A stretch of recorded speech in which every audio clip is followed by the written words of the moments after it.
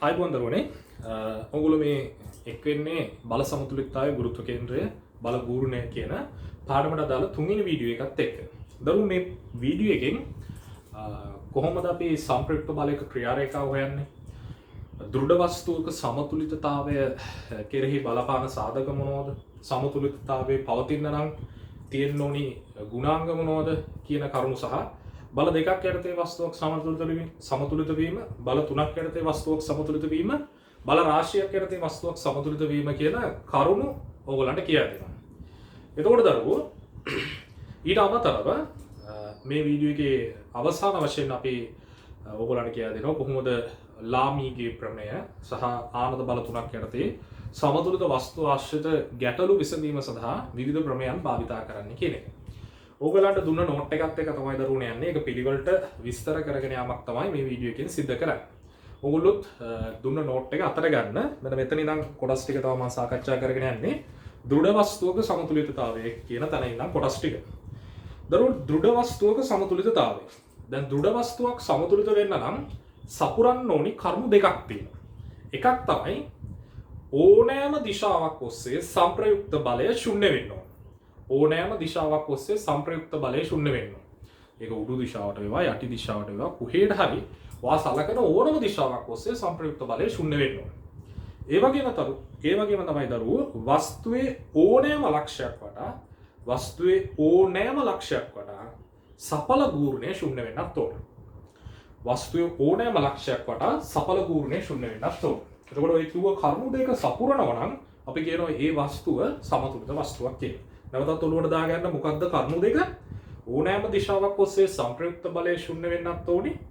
ඕනෑම ලක්ෂයක් වටා සඵල ගූර්ණය ශුන්‍ය වෙන්නත් ඕනි. ඒ කිව්ව කරුණු දෙක හරියනවා නම් දරුවා අනිවාර්යයෙන්ම වස්තුව සමතුලිතතාවයේ පවතිනවා.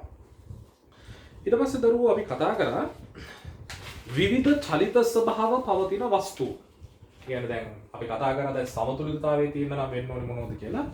ඒ කරුණ පදනම් කරගැනීමෙන් දරුවෝ අපි වස්තු වල තියෙන පුළුවන් විවිධ චලිත ස්වභාව කිහිපයක් ගැන කතා කරන්න යන්නේ. වස්තු වල තියෙන පුළුවන් විවිධ චලිත ස්වභාව කිහිපයක්. දරුවෝ අපි ගමු එක චලිත ස්වභාවයක් මෙන්න මේ ආකාරයට. ඔයා හිතන්න වස්තුවක් තියෙනවා. මේ කියන්නේ සමතුලිත වස්තුවක්. මෙයා මත අසමතුලිත බලයක්, සංප්‍රයුක්ත බලයක් ඇත්තෙත් නැහැ. ගූර්ණයක් ඇත්තෙත් නැහැ. කිසිම ලක්ෂයක් වඩා ගූර්ණයක් ඇත්තෙත් නැහැ. එතකොට දරුවෝ හැබැයි එහෙමනම් මෙයා ඕනනම් මෙයාට තියෙන පුළුවන් එක චලිත ස්වභාවයක් තමයි නිශ්චලතාව. කිසිම ප්‍රවේගයක් නැහැ, කිසිම කෝණික ප්‍රවේගයක් ඇත්තෙත් නැහැ. නිශ්චලව තියෙන්න පුළුවන්. එහෙනම් නිශ්චලතාවය කියලා කියන්නේ සමතුලිත වස්තුවකට තියෙන පුළුවන් එක චලිත ස්වභාවයක්. තව එකක් ගමු දරුවෝ අපි. කිසිම බාහිර අසමතුලිත බලයක් ඇත්තෙත් නැහැ. වස්තුවේ කිසිම ලක්ෂයක් වටා ගූර්ණයක් ඇත්තෙත් නැහැ. ඒ වගේ වස්තුවකට දරුවෝ තියෙන පුළුවන් තව චලිත ස්වභාවයක් තමයි ඒකාකාර ප්‍රවේගයක්. කිසිම භ්‍රමණයකින් තොරව ඒකාකාර ප්‍රවේගයකින් යන්න පුළුවන්. මොකද ඒකාකාර ප්‍රවේගයකින් යනවා කියලා කියන්නේ ත්වරණයක් නැහැ කියන එකනේ. එතකොට x සමානයි මේ සමීකරණය අනුව හිතුවම ත්වරණයක් නැහැ කියලා කියන්නේ අසමතුලිත බලයක් ඇත්තෙත් නැහැ. ඒ වගේම දරුවෝ අසමතුලිත බලයක් ක්‍රියා කරන්නේ නැත්නම් කිසිම ලක්ෂයක් වටා ගූර්ණයක් ඇත්තේ නැත්නම් වස්තුවකට තවත් චලිත ස්වභාවයක් තියෙන පුළුවන්. ඒ තමයි දරුවෝ නිශ්චලව එක තැන ඉන්න ගමන් භ්‍රමණය වෙන්න පුළුවන් ඒකාකාර කෝණික ප්‍රවේගයෙන්. ඒකාකාර කෝණික ප්‍රවේගයෙන් භ්‍රමණය වෙමින් තියෙන්නත් පුළුවන්. ඒ වගේම දරුවෝ අසමතුලිත බලයක් ඇත්තෙත් නැත්නම් ගූර්ණයක් ඇත්තෙත් නැත්නම් තවත් චලිත ස්වභාවයක් තියෙන පුළුවන් වස්තුවකට ඒ තමයි ඒකාකාර කෝණික ප්‍රවේගයකින් භ්‍රමණය වෙමින් ඒකාකාර රේඛීය ප්‍රවේගයකින් ගමන් කරන්න පුළුවන්. එතකොට සමතුලිත වස්තු වලට තියෙන්න පුළුවන් චලිත ස්වභාව හතරක් අපි කතා කරා. මොකක්ද දරුවෝ? එකක් නිශ්චලතාවයක්. අනිත් එක ඒකාකාර රේඛීය ප්‍රවේගයක්. අනිත් එක තැන ඉඳිමින් ඒකාකාර කෝණික ප්‍රවේගයකින් චලිත වෙමින් තියෙන්න පුළුවන්. අන්තිම එක ඒකාකාර කෝණික ප්‍රවේගයකින් චලිත වෙමින් ඒකාකාර රේඛීය ප්‍රවේගයකින් යන්න පුළුවන්. දැන් මේ අපි කතා කරේ මොකක්ද? බාහිර අසමතුලිත බලයක් හෝ ඕනෑම ලක්ෂයක් වටා සඵල ගූර්ණයක් නැත්නම් වස්තු වලට තියෙන්න පුළුවන් චලිත ස්වභාව 4. හොඳයි.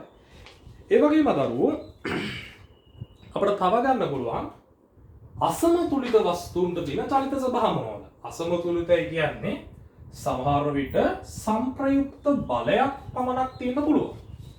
සමහර විට යම් ලක්ෂයක් වටා සඵල ගූර්ණයක් පමණක් තියෙන්න පුළුවන්. සමහර විට ඔය දෙකම තියෙන්නත් පුළුවන්. දරුවෝ සංප්‍රයුක්ත බලයක් පමණක් තියෙනවා නම් එම වස්තුවට දරුවෝ යම් දිශාවකට ඒ සංප්‍රයුක්ත බලය ක්‍රියා කරන දිශාවකට මොකක් තියෙනවද? අනිවාර්යෙන් ත්වරණයක් තියෙනවා. අනිවාර්යෙන් ත්වරණයක් තියෙනවා. එමනම් මෙන්න අසමතුලිත වස්තුවකට පවතින පුළුවන් එක චලිත ස්වභාවයක්. ඒකාකාර ත්වරණයක් තියෙන්න පුළුවන්. ඒ වගේම දරුවෝ සංප්‍රයුක්ත දැන් මෙතනදී අපි කතා කරේ දරුවෝ සංප්‍රයුක්ත බලය ශුන්‍ය නොවන. ගූර්ණය ශුන්‍යයි. කරකැවෙන්නේ නැහැ. සංප්‍රයුක්ත බලයක් තියෙන අවස්ථාවක් ගන්නකො අපි. සමස්ත වස්තුවේ. ඒ වගේම දරුවෝ තව ගන්න පුළුවන් අපිට මෙන්න මේ වගේ එකක්. මෙයා කොහෙටවත් යන්නේ නැතුව දරුවෝ එක තැන කෝණික ත්වරණයකින් චලිත වෙනවා.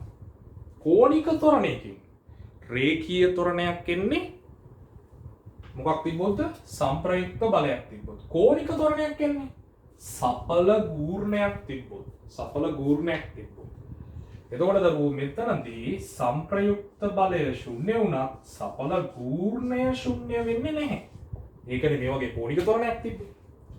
දැන් එහෙමනම් අසමතුලිත වස්තුවකට තියෙන පුළුවන් තව චලිත ස්වභාවයක් අපි අඳුරගත්තා. ඒ තමයි කෝණික ත්වරණය. එහෙම නැත්නම් දරුවෝ මේ දෙකේම සංකලනයක් තියෙන්නත් පුළුවන්. රේඛීය ත්වරණයකින් යමින් ගමන් කෝණික ත්වරණයකට භාජනය වෙන්නත් පුළුවන්. එහෙම වෙන්නේ දරුවෝ සංප්‍රයුක්ත බලයක් තියෙනවා නම් සහ ගූර්ණයක් තියෙනවා නම් දෙකම තියෙනවා නම් අර කෝණික ත්වරණයකින් කරකැවි රේඛීය ත්වරණයකින් යනවා. මම හිතන්නේ දැන් ඔයාලට චලිත ස්වභාව සෙට් එක පැහැදිලි ඇති. ඔය තමයි මූලිකම ඔයා හඳුනගන්න ඕනේ චලිත ස්වභාව. right. ඊට පස්සේ දරුවෝ අපි පොඩි අභ්‍යාසයක් කරා පහත වස්තුන් සමතුලිතද අසමතුලිතද යන වග හඳුනා ගන්න. පහත වස්තුන් සමතුලිතද අසමතුලිතද යන වග හඳුනා ගන්න. අපි බලමු දරුවෝ කොහොමද ඒක කරන්නේ කියලා.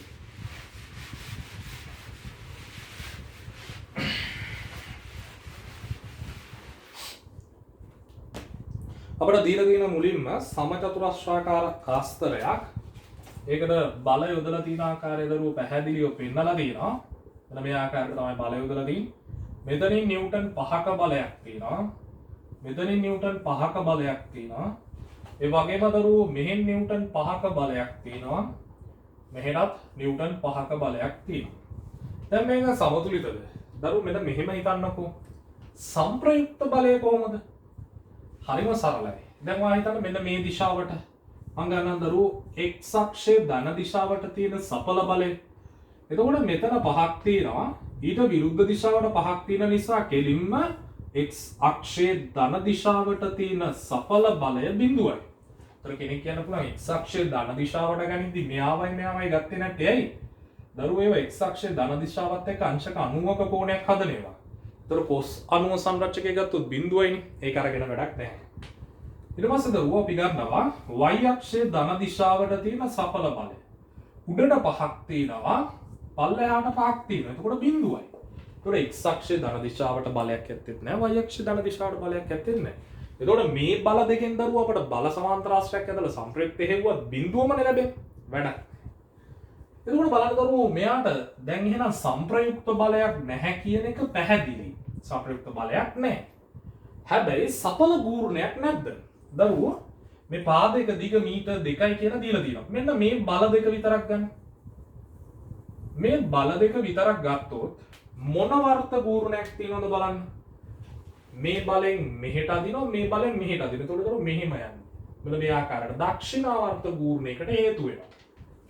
5යි සමාන්තර බල දෙකක් එකිනෙකට මීටර 2ක් ලම්බක දුරක් සහිතව ක්‍රියා කරද්දී දරුවෝ මේ දෙන්න නිසා හටගන්නා දක්ෂිනාවර්ත ගූර්ණයක් කොච්චරක්ද? එක් බලයක විශාලත්වය වැඩි කිරීම බල දෙක අතර ලම්බක දුර අන්න ලැබෙනවා නිව්ටන් මීටර් 10ක්. ඒක මම G1 කියලා ගන්නම්. එතකොට මෙන්න මේ බල දෙක නිසා මේ බලයයි මේ බලයයි නිසා මොකක් වෙනවද? නිව්ටන් මීටර් 10ක ගූර්ණයක් ලැබෙනවා කොහොමද? ඒකත් දරුවෝ දක්ෂිනාවර්තයි. දක්ෂිනාවර්තයි මෙන් මෙහෙට යන මෙන් මෙහෙට යන. ඔහොම ඇදලා බලන්න. මේ ආකාරයට බල දෙක දාලා දැන් සුක්කානමක් අල්ල ගන්නවා. දැන් මොකක් කර සුක්කානමක් කියලා. අපි ගමුකෝ වෙන මෙහෙම. ඔන්න දරුවෝ වස්තුව. මෙහෙන් පල්ලෙහාට. මෙහෙන් උඩට. බලන්න මොන වර්තවද කරගෙවෙන්නේ? දක්ෂිනාවර්ත. අන්නේ බල දෙක නිසා හටගන්නා ගූර්ණය. බල යුග්මයක ගූර්ණයක් මෙතනක් තියෙන්නේ. සමාන සමාන්තර ප්‍රතිවිරුද්ධ එක රේඛයේ නොවන බල දෙකක්. බල දෙක අතර ලම්බක දුර මීටර් 2යි. එතකොට මෙන්න මේ ආකාරයට ලැබෙනවා නිව්ටන් මීටර් 10 කියලා. එතකොට දරුවෝ සපල ගූර්ණය දෙකම දක්ෂිනාවර්ත වන ගූර්ණය ඇති කරේ අන්න නිව්ටන් මීටර් 20ක් ලැබෙනවා. දැන් බලන්න සංප්‍රයුක්ත බලය ශුන්‍යයි තමයි. හැබැයි දරුවනේ ගූර්ණය ශුන්‍ය නැහැ. ඒක නිසා අනිවාර්යෙන්ම මෙයා අසමතුලිත පද්ධතියක්. ඒ කියන්නේ කොහෙවත් චලනය නොවි එක තැන කෝණික ත්වරණයකට ලක්වන පද්ධතිය. හොඳයි. අපි බලමු ඊළඟ එක. ඊළඟ ප්‍රශ්නේ ඔයගලන්ට දුන්නේ මේ වගේ එකක් තමයි. හැබැයි බල තියෙන ටිකක් වෙනස් විදියකට.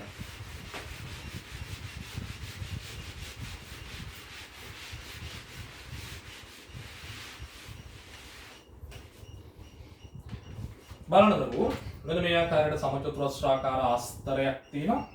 මෙහෙට නිව්ටන් 5ක් යටිනුත් ඒ පැත්තටම නිව්ටන් 5ක් තියෙනවා. මේ පැත්තට නිව්ටන් 5යි මේ පැත්තට නිව්ටන් 5යි. දැන් දරුවෝ පද්ධතියේ සංප්‍රයුක්ත බලය බිඳුවයි කියන එක ඔයාලට තේරෙනවනේ. ඒ කොහොමද? මේ පහට මේ පහ කැපෙනවා. මේ පහට මේ පහ කැපෙනවා. සංප්‍රයුක්ත බලය බිඳුවයි. අපි F කියලා දාගමු.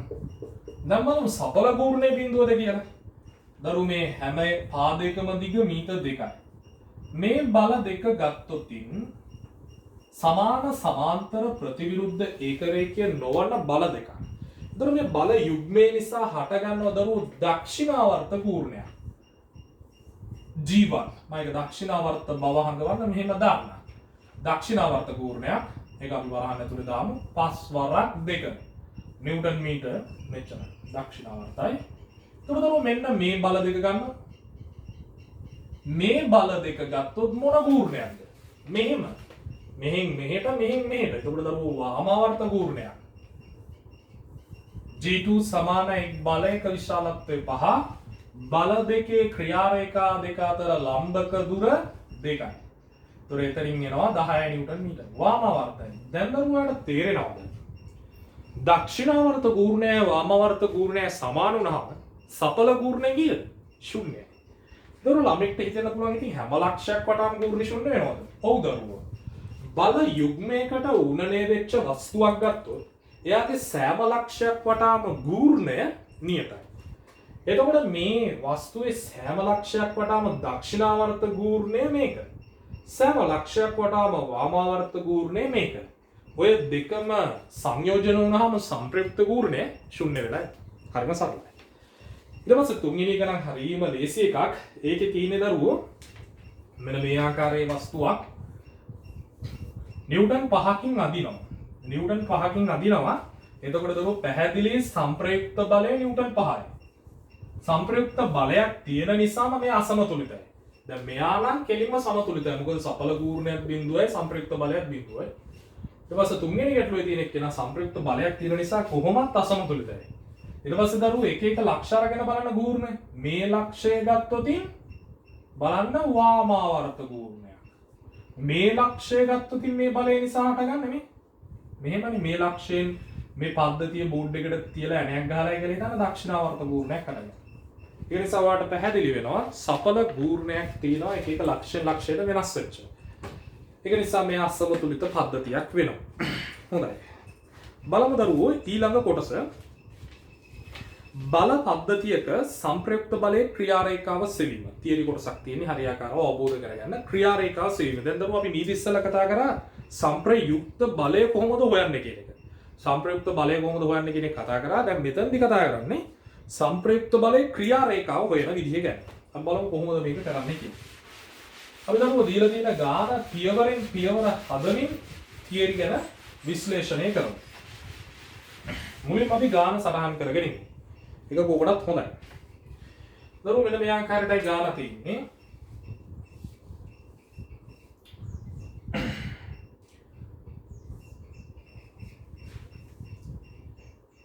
සෙන්ටිමීටර් 8ක දිග පාදයක් මේ පැත්තේ තියෙනවා.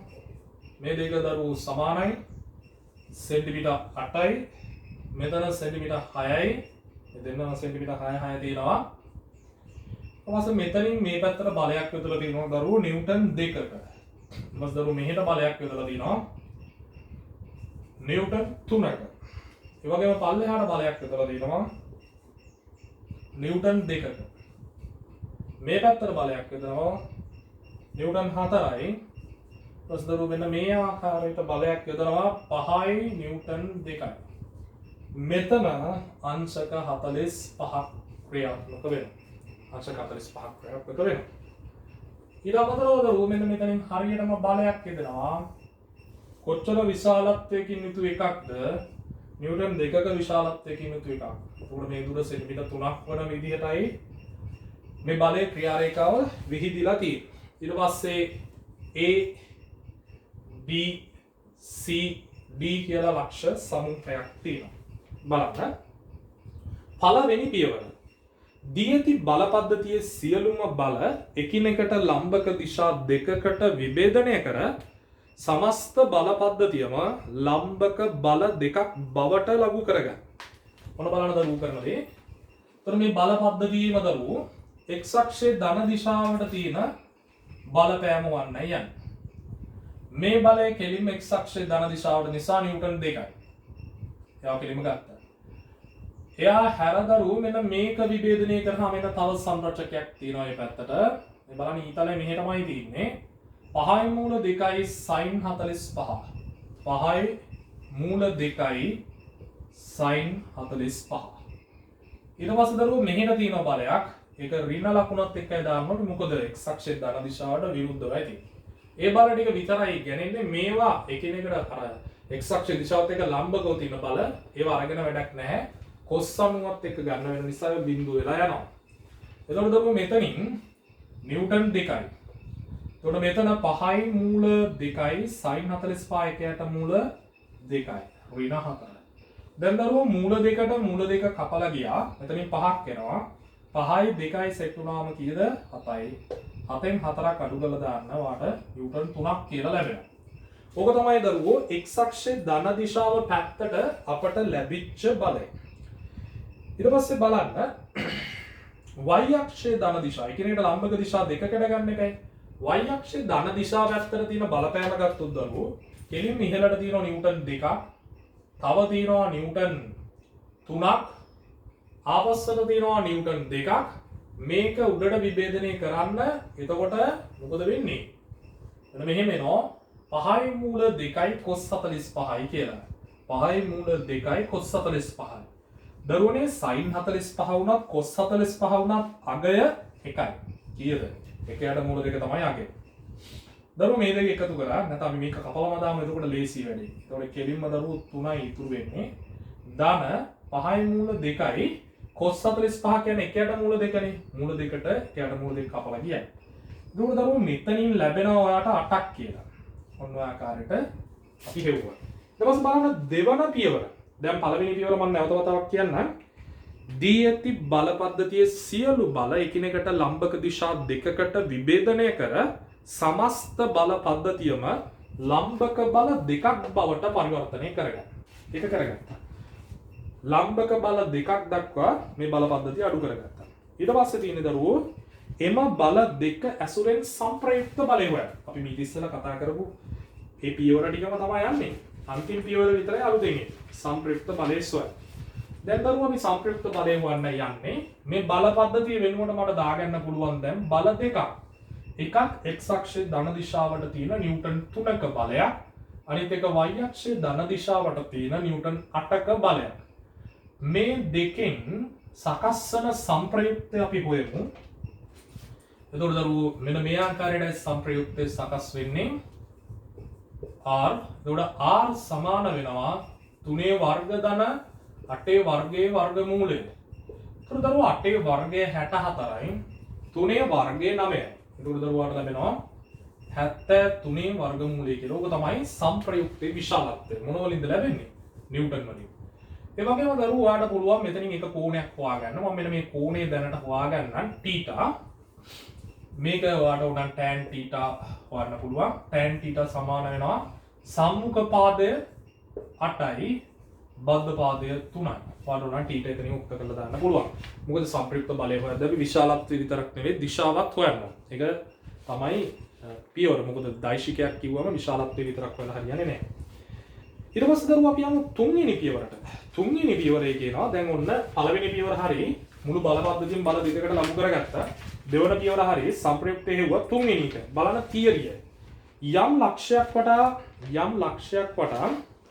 බල පද්ධතිය මගින් ඇති කරන සඵල ගූර්ණය. යම් ලක්ෂයක් වටා දැන් කියන්නේ මේ මෙතන තියෙන දරුවෝ ඔයාලට ලක්ෂ 4ක්. ඒ හැර ඕනනම් ඔයාලට මැදින් ඕනම ලක්ෂයක් ගන්නත් පුළුවන්. මේ බල පද්ධතිය දරුවෝ යම් ලක්ෂයක් වටා සංප්‍රයුක්ත බලය මගින් ඇති කරන ගූර්ණය සමාන වෙනවා අනිකුත් බල සියල්ල මගින් මෙම ලක්ෂ්‍ය වටා ඇති කරන සඵල ගූර්ණය. ඕක තියරියක්. ගූර්ණය ආශ්‍රිත ගැටලු විසඳන්ති. මම නෝට් එකේ තියෙන එකත් කියවන්නම්. යම් ලක්ෂයක් වටා බල පද්ධතිය මගින් ඇති කරන සඵල ගූර්ණය එම ලක්ෂ්‍ය වටා සංප්‍රයුක්ත බලය මගින් ඇති කරන ගූර්ණයට සමාන වේ යන සිද්ධාන්තය භාවිත කර සංප්‍රයුක්ත ක්‍රියා රේඛාව සොයන්න. දැන් දරුවෝ මම මේ බල පද්ධතිය නැවත වතාවක් ඇද ගන්නවා. නැත්නම් මම මේකේ මඳින්න ඔන්න බලන්න කරනවා. දැන් අපි ගුරුුණ ගන්නයි යන්නේ. මේ විදිහට සංප්‍රයුක්තය තියෙන්නේ. මම නිකන් උපකල්පනය කරන්නම්. සංප්‍රයුක්ත බලය යන්නේ a වල ඉඳන් x දුරකින් කියලා. මෙන්න මේ වගේ a වල ඉඳන් x දුරකින් සංප්‍රයුක්ත බලය යනවා කියලා ගන්නවා මම. හරිද? සංප්‍රයුක්ත බලය a වල ඉඳන් x කියලා ලම්බක දුරකින් යනවා කියලා ගන්නවා. x කියලා ගත්තේ දරුවෝ සංප්‍රයුක්ත බලයට තියෙන ලම්බක දුර හොඳද? දැන් එහෙමනම් මෙන්න තර්කය. ඒ වටා අනිකුත් බල මගින් ඇති කරන ගූර්ණය. සංප්‍රයුක්ත බලය මගින් ඇති කරන ගූර්ණයට සමාන වෙන්න බෑ නේද? හොඳයි. දැන් බලන්න දරුවෝ ඒ වටා අනිකුත් බල මගින් ඇති කරන ගූර්ණය මම ගන්නම් වාමාවර්ත ගූර්ණය. මොකද දැන් මේ සංප්‍රයුක්ත බලය මේ විදිහට ඒ වලින් පල්ලෙහා පැත්තෙන් ඉදුවොත් දරුවෝ ඒ වටා කරකැවෙන්නේ වාමාවර්තවනේ. ඔන්න එහෙනම් ඒ වටා වාමාවර්ත ගූර්ණය ගත්තා. සංප්‍රයුක්ත බලය මගින් ඇති කරන වාමාවර්ත ගූර්ණය කියන්නේ සංප්‍රයුක්ත බලය වරක් ලම්බක දුර x. x හොයන එක තමයි අපේ කාර්යය. ඒක සමාන වෙනවා අනිකුත් බල මගින් ඇති කරන වාමාවර්ත ගූර්ණය. සඵල වාමාවර්ත ගූර්ණය. දැන් දරුවෝ ඒ වටා ගන්න නිසා දැන් ඔයගොල්ලන්ගේ බල පද්ධතියේ මම දැන් ටෙලිග්‍රෑම් ගෲප් එකේ හදද්දී ගත්ත අපි බලමු මොන ලක්ෂ්‍ය වටාද කියලා දරුවනේ. නැත්නම් ඔය දෙක පටලවා ගන්න පුළුවන් වань. ඔයාලට කැමති ලක්ෂයක් වටා ගන්න පුළුවන්. අපි එතනදිත් අරගෙන තියෙන්නේ ඒ වටා තමයි. ඒකේ අරගෙන තියෙන දක්ෂිනාවර්ත ගූර්ණයක් කියන විදිහට ඒක ගැටලුවක් නැහැ. ටිකක් වෙනසක් නැත් එක්ක මම වාමාවර්ත ගූර්ණයක් කියන විදිහට ලකුණු කරනවා. මම වැරදුනොත් දරුවෝ කියන්නේ වාමාවර්ත ගූර්ණේ නොවේ නම් එන්නේ සඵල පද්ධතිය x වලට එනවා ඍණ උත්තරයක්. ඒ කියන්නේ x තියෙන්නේ මේ පැත්තට නෙමෙයි මේ පැත්තට කියලායි ලැබෙන්නේ. අපි බලමු මොකද වෙන්නේ කියලා. ඔන්න ඒ වටා වාමාවර්ත ගූර්ණ ගන්න යන්නේ. එතකොට මේ බලය එන්නේ නැහැ. මොකද එයා ක්‍රියා රේඛාව යනවනේ. ඒ හරහා දොරදරු මෙයා අපි දෙපැත්තට විභේදනය කරගත්තනේ. 5යි මූල 2යි cos 45 5යි මූල 2යි sin 45. cos 45 ඉන්නේ නැහැ මොකද එයාගේ ක්‍රියා රේඛාව තේ හරහා යනවා. sin 45 කෙනෙක් කියලා එනවා. හැබැයි එයා නිසා ඒ වට ඇති වෙන දරුවෝ දක්ෂිනාවර්ත ගූර්ණය. ඒ වලින් අල්ලගෙන මෙන්න මේ පැත්තට තල්ලුවක් දැම්මොත් දක්ෂිනාවර්ත ගූර්ණකුයි ඇති වෙන්නේ. ඒක නිසා ඍණ 5යි මූල 2යි sin 45 වරක් ලම්බක දුර සෙන්ටිමීටර් 8යි. ඔන්න එකක්. ඊට පස්සේ දරුවෝ මෙන්න මෙයා නිසා හටගන්නේ වාමාවර්ත ගූර්ණයක් මේ නිව්ටන් 2ක බලය නිසා. දාන නිව්ටන් 2 වරක් මේ දුර සෙන්ටිමීටර් 3යි. හොඳයි. ඊට පස්සේ දරුවෝ මෙන්න මෙයා නිසා හටගන්නේ දක්ෂිනාවර්ත ගූර්ණයක්. 2 වරක් ලම්බක දුර සෙන්ටිමීටර් 6යි. එහෙනම් ඍණ වෙන්න ඕනේ දක්ෂිනාවර්ත ගූර්ණයක් නේ. සෙන්ටිමීටර් 6යි. එතකොට දරුවෝ මෙයා නිසා හටගන්නේ වාමාවර්ත ගූර්ණයක්. මොකද මෙහෙටයි තියෙන්නේ 3 වරක් 6යි. මොකද ලම්බක දුර 6යි ක්‍රියා රේඛාවේ බලය 3යි. 3 වරක් 6යි. ඊට පස්සේ දරුවෝ මෙයා නිසා හටගන්නේ දක්ෂිනාවර්ත ගූර්ණයක්. එතකොට ඒක බලන්න කොහොමද කියලා 2 වරක් ලම්බක දුර 8යි. එහෙනම් දාන 2 වරක් 8. දැන් දරුවෝ අපි සුළු කරමු. 5යි මූල 2යි sin 45 කියන්නේ එකයට මූල 2නේ. මූල 2ට මූල 2 කපලා ගියා. r වරක් x සමානයි. දැන් මේක සලකද්දි හොඳට මතක තියාගන්න එක දිශානතියක් සලකලා දාන්න. ඔයාලට ඕන දක්ෂිණාවර්ත අරගෙන දාන්න පුළුවන්. නැත්නම් මේ වගේ වාමාවර්ත අරගෙන දාන්න පුළුවන්. මෙතන ඉතුරු වෙන දරුවෝ ඍණ 5 වරක් 8 ඍණ 40යි. මෙතනින් එනවා දරුවෝ 6යි. මෙතනින් එනවා 12යි. ඊට පස්සේ දරුවෝ මෙතනින් එනවා 18යි. ඊට පස්සේ දරුවෝ මෙතනින් එනවා ආපහු 16ක්. බලන්න සුළු කිරීමක් කරේ අවුලක් වුණොත් මේක හරියට හදලා තේරුම් ගන්න. මෙතනින් 5 වරක් 8 40යි. 6 දෙවරක් 6 දෙවරක් 3 6යි. 6 වරක් 2 12යි. 3 වරක් 6 18යි. දෙවරක් 8 16යි. දැන් දරුවෝ මොකද කරන්නේ? මෙතනින් තියෙනවා ධන 16යි. ඊට පස්සේ මෙතනින් තියෙනවා ධන 18යි. ඔය දෙක එකතු කරන්න. එතකොට දරුවාට ලැබෙනවා 24යි 34යි. 34ෙන් 12ක් අඩු කරලා දාන්න. එතකොට 24යි. 24ට ආපහු 6ක් එකතු කරලා දාන්න 30යි. ඊට පස්සේ ඍණ 10ක් කියලා ලැබෙනවා. ඍණ 10යි. එතකොට දරුවෝ ඍණ උත්තරයක් එන පාටක් තියෙන්නේ. r වල අගය දන්නවා අපි 73යි. එහෙනම් x වලට ලැබෙනවා ඍණ 10 බෙදීම 73 වර්ගමූලය. ඒ කියන්නේ දරුවෝ ඇත්තටම x කියන එක මේ පැත්තෙන් නෙමෙයි තියෙන්නේ. සම්ප්‍රයුක්ත බලය ඇත්තටම යන්නේ මෙන්න මේ පැත්තේ. x ට උඩ පැත්තේ. ඒ කියන්නේ සපල පද්ධතියේ සපල සම්ප්‍රයුක්ත බලය මගින් ඇති කරන ගූර්ණය වෙන්නේ මොකක්ද? දක්ෂිණාවර්ත ගූර්ණයක්. ඒක නිසායි දරුවෝ ඔය විදිහට ආවේ. බලන්න ඒකේ සුළු කිරීම වල මොකක් හරි දැන් ඔයගොල්ලන්ට ඇවිල්ලා තියෙන එකේ ඍණ 40. සුළු කිරීම තමයි දරුවෝ හොඳටම බලන්න ඕනි. ඒක පොඩක් හරි එහාම යනවා වුණොත් තව ඍණ 40. අපි බලමු ඍණ සෙට් එක තව පාරක් බලමු සුළු කිරීම වැරදුනාද කියලා. ඍණ 40යි මෙතනින් එනවා දරුවෝ ඍණ 52ක්.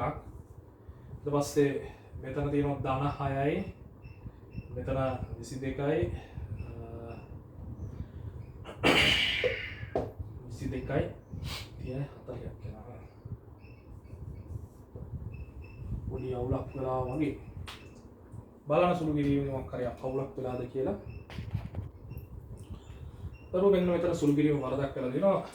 මෙන්න මෙතන දෙවරක් බලන්න මෙතන අරගෙන තියෙන එක දෙවරක් 8 ඒක දක්ෂිණාවර්තයක් කියන දරුවෝ. එතකොට වින වෙනවා. එතනදී පොඩි අවුලක් වෙලා තියෙනවා. සුළු කිරීම වලදී පොඩ්ඩක් ප්‍රසිද්ධිය බලාගෙන යනවා.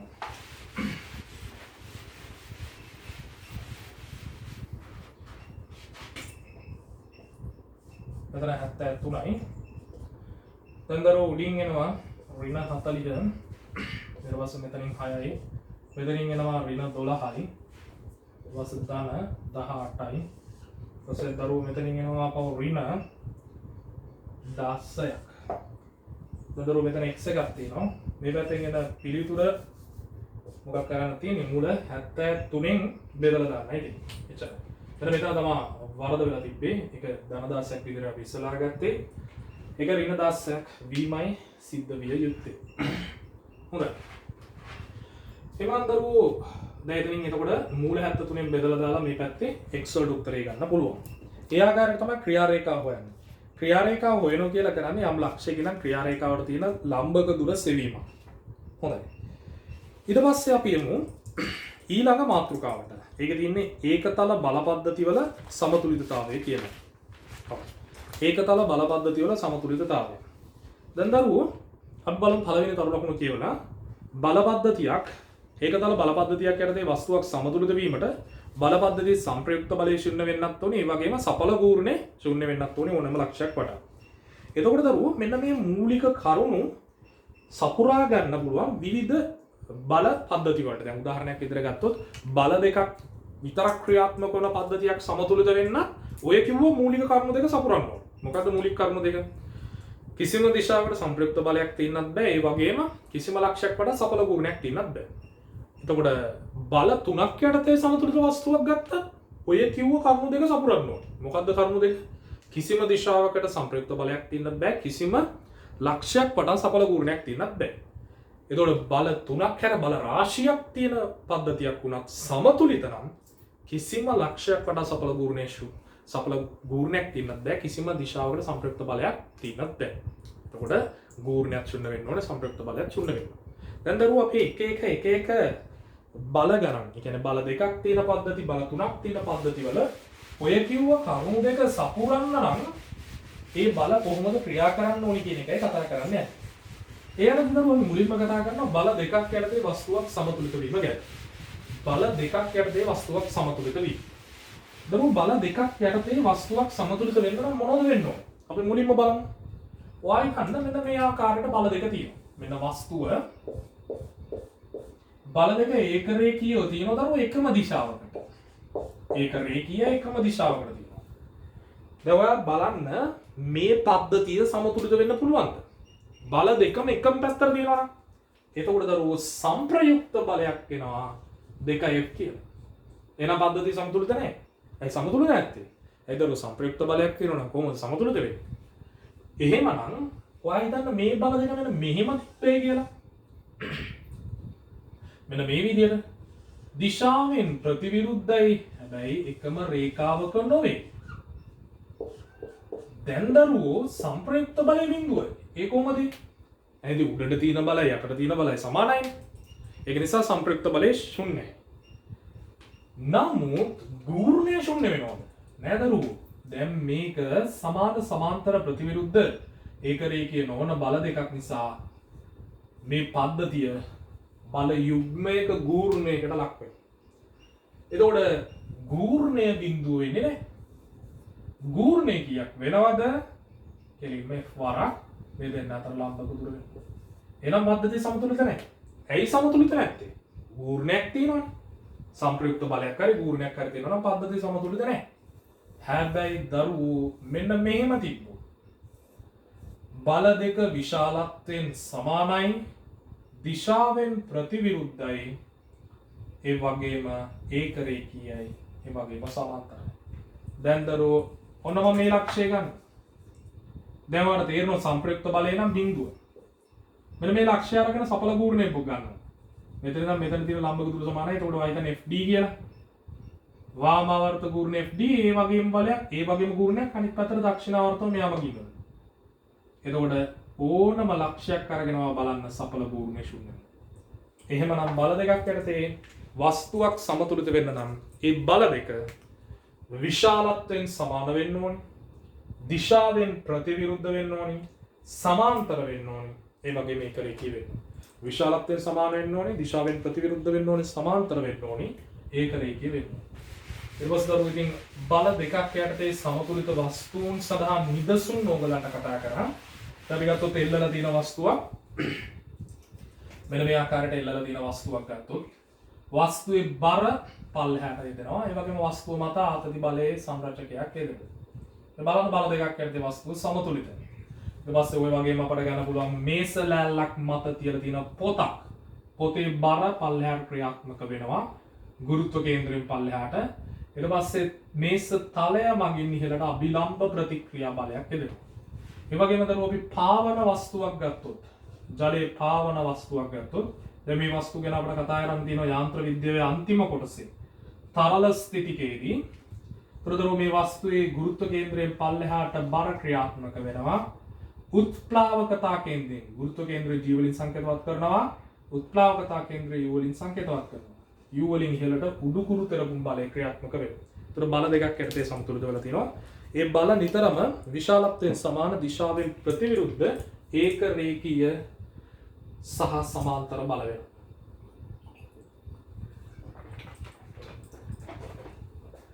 හොඳයි. දැන් බල දෙකක් යටතේ වස්තුවක් සමතුලිත වෙන්න සපුරන්න ඕනේ අවශ්‍යතාවය ගැන කතා කරමු. ඊට පස්සේ දරුවෝ අපි යනවා බල තුනක් යටතේ වස්තුවක් සමතුලිත වෙන්න සපුරන්න ඕනේ අවශ්‍යතාවය ගැන ඉගෙන ගන්න. දරුවෝ බල තුනක් යටතේ වස්තුවක් සමතුලිත වෙන්න සපුරන්න ඕනේ අවශ්‍යතාව බලමු. හොඳයි. බල තුනක් යටතේ දරුවෝ වස්තුවක් සමතුලිත වෙන්න පුළුවන් ආකාර දෙකක් තියෙනවා. එකක් තමයි ආනත බල තුනක් යටතේ. ආනත බල තුනක් යටතේ. ඔන්න වස්තුවක් ගත්තා. ආනත බල තුනක් යටතේ ආනත බල තුනක් යටතේ. ඊට පස්සේ සමාන්තර බල තුනක් යටතේ. සමතුලිත වෙන්න පුළුවන්. ආනත බල තුනක් යටතේ වස්තුවක් සමතුලිත වෙනවා නම් දරුවෝ මොකද වෙන්න ඕන? අනිවාර්යයෙන්ම බල තුනේ ක්‍රියා රේඛා ඒක ලක්ෂ විය යුතුයි.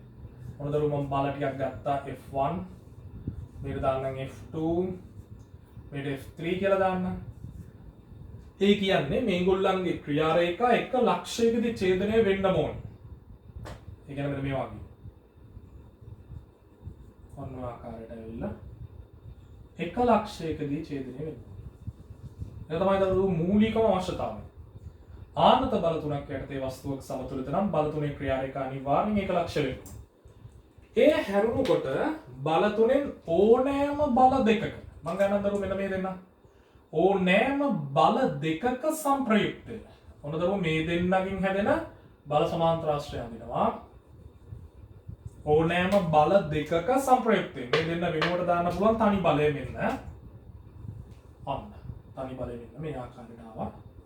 ඕනෑම බල දෙකක සංප්‍රයුක්තය. එතකොට මේ සංප්‍රයුක්තය කියන දරුව F1 දෛශිකයේ F2 දෛශිකයේ ඓක්‍ය දෛශික ඓක්‍ය තමයි සංප්‍රයුක්තය කියන්නේ.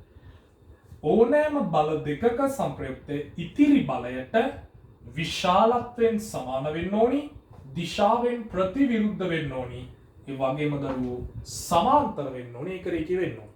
පැහැදිලිද? බල තුනෙන් ඕනම් බල දෙකක්. දැන් අපිට ගන්න පුළුවන් දරුවෝ මෙන්න මේ බල දෙක. F1 සහ F3 බල දෙක.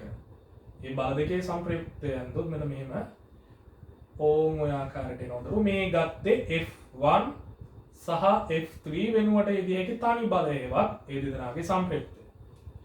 ඒ දෙන්නගේ සංප්‍රයුක්තය මෙයාට ඒ කියන්නේ F2ට විශාලත්වයෙන් සමාන වෙන්න ඕනේ, දිශාවෙන් ප්‍රතිවිරුද්ධ වෙන්න ඕනේ, ඒක රේඛීය වෙන්න ඕනේ. බල තුනෙන් ඕනෑම බල දෙකක සංප්‍රයුක්තයේ ඉතිරි බලයට විශාලත්වයෙන් සමාන වෙන්න ඕනේ, දිශාවෙන් ප්‍රතිවිරුද්ධ වෙන්න ඕනේ, සමාන්තර වෙන්න ඕනේ, ඒක රේඛීය වෙන්න ඕනේ. හරිම සරලයි. ඒක තමයි ආනත බල තුනක් යටතේ වස්තුවක් සමතුලිත වෙනවා නම් තියෙන්න ඕනේ අවශ්‍යතාවය. දැන් උන අපිට මේ බල දෙක ගන්න පුළුවන්. ඔන්න ඔය ආකාරයට. එතකොට එතනින් එනවා F2 ධන F3 දෛශිකය. හරි? සංප්‍රයුක්තය කියන දෛශික එකතු. ඒක F1ට විශාලත්වයෙන් සමාන වෙන්න ඕනේ. ඒ වගේම දිශාවෙන් ප්‍රතිවිරුද්ධ වෙන්න ඕනේ, සමාන්තර වෙන්න ඕනේ. ඒක රේඛීය වෙන්න ඕනේ. හරිම සරලයි දරුවෝ. දැන් එහෙමනම් ආනත බල තුනක් යටතේ වස්තුවක් සමතුලිත වෙන්න තියෙන ඕනේ අවශ්‍යතාව ගැන කතා කරමු. ඊට පස්සේ දරුවෝ අපි බලමු ආනත බල තුනක් යටතේ වස්තුවක් සමතුලිත වෙන්න ඕනේ අවශ්‍යතාව ගැන කතා කරා. ආනත බල තුනක් යටතේ වස්තුවක් සමතුලිත වෙලා තියෙන අවස්ථා ගැන ඉගෙන ගමු. මේ දිනේ ඡායාරූපයක්. ඡායාරූපයක් එල්ලලා තියෙන දරුවෝ නට් එකකින්. මේන් ආතති බල ක්‍රියාත්මක වෙනවා.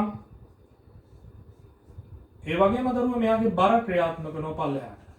මේ ඡායාරූපයේ මත විතරක් ක්‍රියාත්මක වෙන බල සැලකුවොත් ඒගොල්ලන්ගේ ක්‍රියා රේඛා හරියට මේ නට් එක පිහිටමු. මේ ඇනේ පිහිටපු තැනදී දරුවෝ ඒක ලක්ෂ වෙනවා. ඒ ඇනේ පිහිටපු තැනදී ඒ ක්‍රියා රේඛා ටික ඡේදනය වීමක් සිද්ධ වෙනවා. හොඳයි. ඊට පස්සේ දරුවෝ අපි යන්නයි හදන්නේ තව උදාහරණයකට. ඔය වගේ හිතන්න කම්බියක් මත මේ විදිහට වඳුරෙක් එල්ලිලා ඉන්නවා. වඳුරෙක්. ඔය ආකාරයට එල්ලිලා ඉන්නවා කියලා හිතන්න. දරුවෝ මේ වඳුරගේ බර පල්ලෙහාට ක්‍රියාත්මක වෙනවා. මේ පැත්තට ආතතිය ඔය ආකාරයට ක්‍රියාත්මක වෙනවා. වඳුරා මත ක්‍රියාත්මක වන බල ටික මේක රේඛ ලක්ෂ බල තුනක් ආකාරයට තිබ්බොත් තමයි වඳුර සමතුලිතව තියෙන්නේ. දෙවනම් ආනත බල තුනක් යටතේ වස්තුවක් සමතුලිත වෙන්න පැවතින්න ඕනේ අවශ්‍යතාවය ගැන ඉගෙන ගත්තා. ඊට පස්සේ දරුවෝ සමාන්තර බල තුනක් යටතේ වස්තුවක් සමතුලිත වෙන්න තියෙන්න ඕනේ අවශ්‍යතාවය ගැන ඉගෙන ගන්නවා. සමාන්තර බල තුනක්. හිතන්න දරුවෝ මෙතනින් F1 කියලා බලයක් තියෙනවා, මෙහෙන් F2 කියලා බලයක් තියෙනවා, මෙහෙන් F3 කියලා බලයක් තියෙනවා.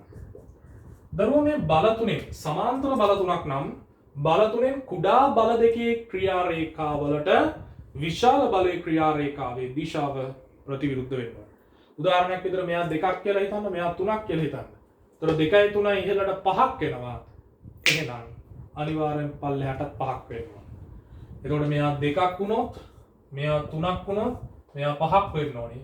එතනම තේරෙනවා කුඩා බල දෙක ක්‍රියා කරන දිශාවට විරුද්ධවයි විශාල බලය ක්‍රියාත්මක වෙන්න ඕනේ. ඒ වගේම දරුවෝ විශාල බලයේ විශාලත්වය F3 කෙලිම සමාන වෙන්න ඕනේ කුඩා බල දෙකේ විශාලත්ව වල එකතුවට. කුඩා බල දෙකේ විශාලත්ව වල එකතුව. ඔය මාපාංක ලක්ෂණ දැන් මේවා දෛශිකනේ. විශාලත්ව වල එකතුව පමණක් සලකනවා කියන එක පේනවා. F3 සමාන වෙන්න ඕනේ F1 dan F2. හොඳයි. ඒ වගේම දරුවෝ අර නියමයටම යන්න පුළුවන් අපට. ඔයා හිතන්න F1 සහ F2 වෙනුවට එම බලපෑමම ඇති කරන තනි බලයක් ගත්තොත්, ඒ කියන්නේ දෙනගේ සංප්‍රයුක්තය ගත්තොත්, මම ඒක සංකේතවත් කරන්නේ F1 දෛශිකය ධන F2 දෛශිකය කියලා. F1 දෛශිකය ධන F2 දෛශිකය හෙවත් F1 හා F2 වල සංප්‍රයුක්තය ගත්තොත් දරුවෝ අනිවාර්යෙන් එයා ඉතිරි බලය වන F3ට විශාලත්වයෙන් සමාන වෙන්න ඕනේ, දිශාවෙන් ප්‍රතිවිරුද්ධ වෙන්න ඕනේ, ඒක රේඛීය වෙන්න ඕනේ, සමාන්තර වෙන්න ඕනේ. කොහෙන් ගියත් දරුවෝ අර මැක්කගේ කතාව වගේ තමයි. ඒ කියන්නේ කොහොම ගියත් අවසානයේ බල දෙකක සමතුලිතතාවයේ ගුණාංග වලට එනවාමයි. දැන් මැක්කගේ කතාව කියන එක පොඩ්ඩක් කියා දුන්නොත් මෙන්න මෙහෙමයි. ළමෙක්ට ගුරුවරයෙක් කියනවා වා සතෙක් ගැන රචනාවක් ලියාගෙන එන්න කියලා. මේ ළමයා බලනවා උඩ කොහොමරි ආරංචියක් කරනවා මැක්ක ගැන හොයලා මැක්ක ගැන රචනයක් ලියන්න යනවා. එතකොට දරුවෝ ඒ විදිහට රචනයක් ලියාගෙන යනකොට දැන් එතකොට හැමදාම ඒ ආකාරයට රචනාව ලියාගෙන යද්දී දැන් මිනිහා මැක්ක ගැන හොඳට තොරතුරු හොයලා මැක්ක මේවා කියලා හොයාගන්න. ඊළඟ දවසේ ගුරුතුමා කියනවා වා එහෙනම් පූස ගැන බල්ලා ගැන රචනයක් ලියන්න කියලා. ඒතකොට මෙයා බල්ලා ගැන ලියන්නේ නේද? බල්ලා මෙහෙමයි. අපේ බල්ලා ගැන මොටෝමියා උගියගේ මැක්කෙක් ඉන්නවා. මැක්ක මෙහෙමයි කියලා මැක්ක ගැනමයි ලියන්නේ. අර වචන ප්‍රමාණය සම්පූර්ණ වෙන්න මේ විදිහට ලියන්න යනවා. ඊට පස්සේ දරුවෝ ඊට පස්සේ හරියන්නේ නැතුව ගුරුතුමා දෙනවා ඊළඟ දවසේ පූස ගැන රචනයක් ලියන්න කියලා. ඊට පස්සේ මේ ළමයා මොකද කරන්නේ? පූස මෙහෙමයි. පූසත් එක්ක ගෙදර ඉන්න බල්ලා සෙල්ලම් කරනවා. බල්ලගෙන්ගේ මැක්කෙක් ඉන්නවා. මැක්ක මෙහෙමයි කියලා කොහොම කරත් මැක්ක ගැනම විතරයි ලියන්නේ. ඒ වගේ තමයි දරුවෝ මේ සමතුලිතතාවයේ කොහොම විස්තර කරත් අවසානයේ බල දෙකක සමතුලිතතාවයට එනවාමයි. බල දෙකක සමතුලිතතාවයට එනවාමයි. බල තුනක් ගත්තොත් බල තුනේ ඕනෑම බල දෙකක සංප්‍රයුක්තය ඉතිරි බලයට විශාලත්වයෙන් සමානයි, දිශාවෙන් ප්‍රතිවිරුද්ධයි, ඒක රේඛීයයි කියන තර්කෙට, ඒක රේඛීයයි සමාන්තරයි කියන තර්කෙට එනවාමයි. තොරතුරු සමාන්තර බල තුනක් යටතේ සමතුලිත වස්තුන් ගත්තොත් සමාන්තර බල තුනක් යටතේ සමතුලිත වස්තුන් සඳහා හොඳ නිදසුනක් ඔන්චිල්ලාව. ඔන්චිල්ලාවේ දෙපැත්තෙන් එල්ලලා තියෙන තන්තු දෙකෙන් ඉහළට එදෙනවා දරුවෝ ආතති බල. ඊට පස්සේ පල්ලෙහාට ඔන්චිල්ලා ලෑල්ලේ බර ක්‍රියාත්මක වෙනවා. තව ඉතින් නිදසුන් ගන්න පුළුවන්. තරාදියක් ගත්තොත් එල්ලලා තියෙන තරාදියක සමතුලිතතාවයට ගන්න පුළුවන්. දෙපැත්තෙන් දරුවෝ බරවල් දෙක තියෙනවා. අර තරාදි තැටි එක පැත්තක පඩිය දානවා. ඊට පස්සේ අනිත් පැත්තේ ඒහා සමාන ස්කන්ධයක් දානවා. සමහර වෙලාවට නම් ඒහා සමාන වෙන්නේ නැහැ. මොකද පොරමුදලාවල ඉන්නේ ලෝකේ නේද? උන් අනිවාර්යෙන් ඒක වෙනස් වෙන්න තමයි දාන්නේ. හරි. පඩියට වඩා අඩු ස්කන්ධයක් තමයි පැත්තේ වැටෙන්නේ. මෙතනින් දරුවෝ ඉහළට ආතති බලය ක්‍රියාත්මක වෙනවා. ඔන්න ඔය ආකාරයට තමයි සමාන්තර බල තුනක් යටතේ වස්තුවක් සමතුලිත වීම අපි විස්තර කරන්නේ. ඊට පස්සේ දරුවෝ අපි යනවා බල රාශියක් යටතේ වස්තුවක් සමතුලිත වීම. බල රාශියක් යටතේ වස්තුවක් සමතුලිත වීම ගැන ඉගෙන ගන්න. අපි බලමු. කොහොමද ඒක ගොඩ දාගන්නේ කියලා. දැන් දරුවෝ බල දෙකක් යටතේ වස්තුවක් සමතුලිත වෙන්න නම් තියෙන්න ඕනේ කර්ම මොනවද කියන එක ඉගෙන ගත්තා. බල තුනක් යටතේ වස්තුවක් සමතුලිත වෙන්න තියෙන්න ඕනේ කර්ම මොනවද කියන එක ඉගෙන ගත්තා. ඒ බල තුනක් යටතේ වස්තුවක් සමතුලිත වීම අපි ප්‍රභේද දෙකකට කඩලා ඉගෙන ගත්තා.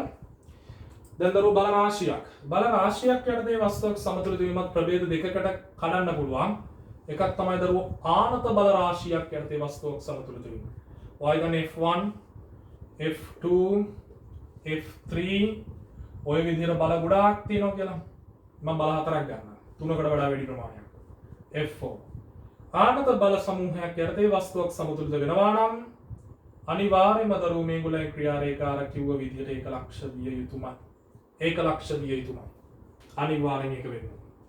ඒ වගේම දරුවෝ දැන් බල ප්‍රමාණය n කියලා හිතන්නකෝ. බල ප්‍රමාණය n නම් බල n ඍණ එක ප්‍රමාණයක සංප්‍රයුක්තය. බල n ඍණ එක ප්‍රමාණයක සංප්‍රයුක්තය ඉතිරි බලයට විශාලත්වයෙන් සමාන වෙන්න ඕනේ, දිශාවෙන් ප්‍රතිවිරුද්ධ වෙන්න ඕනේ, ඒක රේඛීය වෙන්න ඕනේ, සමාන්තර වෙන්න ඕනේ. ඒ කියන්නේ දරුවෝ උදාහරණයක් විදිහට ගත්තොත් මෙතන බල හතරක් තියෙනවා නම් මේ බල හතරෙන් තුනක සංප්‍රයුක්තය. ඔයා හිතන්න මේ සෙට් එක වෙනුවට දාන්න පුළුවන් තනි බලය මම ඒක දාගන්නම් F1 දෛශිකය ධන, F2 දෛශිකය ධන, F3 දෛශිකය. මේ බල තුන වෙනුවට දාන්න පුළුවන් තනි බලය හෙවත් මේ බල තුනේ සංප්‍රයුක්තය ඉතිරි බලය වන F4ට විශාලත්වයෙන් සමාන වෙන්න ඕනේ, දිශාවෙන් ප්‍රතිවිරුද්ධ වෙන්න ඕනේ, ඒක රේඛීය වෙන්න ඕනේ, සමාන්තර වෙන්න ඕනේ. එච්චරයි. ඒකයි අර කිව්වේ බල n ගණනක් තියෙන පද්ධතියක බල n ඍණ එක ප්‍රමාණයක සංප්‍රයුක්තය. ඒකේ ඉතුරු වෙන්නේ බෑ. ඒක n ඍණ එක ප්‍රමාණයක. දැන් බල 4ක් නම් තියෙන්නේ බල 3ක සම්ප්‍රයුක්තය. ඉතිරි බලයට විශාලත්වය සමාන වෙන්න ඕනේ, දිශාවෙන් ප්‍රතිවිරුද්ධ වෙන්න ඕනේ, ඒක රේඛීය වෙන්න ඕනේ. හැබැයි දරුවෝ සමාන්තර බල සමූහයක් ගත්තොත් ඒක ඉතින් අමුතුවෙන් කියන දෙයක් නෑ. ඔය දන්න මෙන්න මේ ආකාරයට බල තියෙනවා කියනවා. එතකොට දිශා දෙකට තියෙන බලවල ඓක්‍යයන් කියන්නේ විශාලත්වය මොකද වෙන්න ඕනේ? සමාන වෙන්න. ඊළඟ මෙයා 2යි කියලා. මෙයා 3යි කියලා හිතන්න. උඩ උඩ අතර කීයද? 5යි. මෙයා 4ක් වෙලා මෙයා 1ක් වෙනවා කියලා හිතන්න. ඒතකොට යටි අතරත් කීයද? 5යි. අන්න එහෙමයි බල සමූහයක් සමාන්තර බල සමූහයක් යටතේ සමතුලිතතාවයක් තියෙනවා නම් විස්තර කරන්න. හැබැයි දරුවෝ මතක තියාගන්න සමතුලිතතාවයේ පදනම තමයි ඕනම ලක්ෂයක් වටා සඵල ගූර්ණයේ ශුන්‍ය වීමක්, ඕනෑම දිශාවක් ඔස්සේ සම්ප්‍රයුක්ත බලය ශුන්‍ය වීමක් කියන එක. ඒ පදනමේ ඉඳගෙන තමයි අපි හැම කටයුත්තක්ම සිදු කරන්න ඕනේ. දැන් එමන අපි බල දෙකක් යටතේ සමතුලිත වීම, බල තුනක් යටතේ සමතුලිත වීම, බල රාශියක් යටතේ සමතුලිත වීම සහ සංප්‍රයුක්ත බලයේ ක්‍රියාරේඛාව සෙවීම කියන කරුණු ටිකත් ඒ වගේම දෘಢ වස්තුවක සමතුලිතතාවය කෙරෙහි බලපාන සාධක මොනවද කියන එකත් ඉගෙන ගත්තා. එහෙමනම් දරුවෝ අපි ඊළඟ වීඩියෝ එකකින් ඊළඟ කොටස් ටික ගැන අධ්‍යයනය කරමු. ඔයගොල්ලෝ හැමෝටම තෙරුවන් සරණයි. ආයුබෝවන්.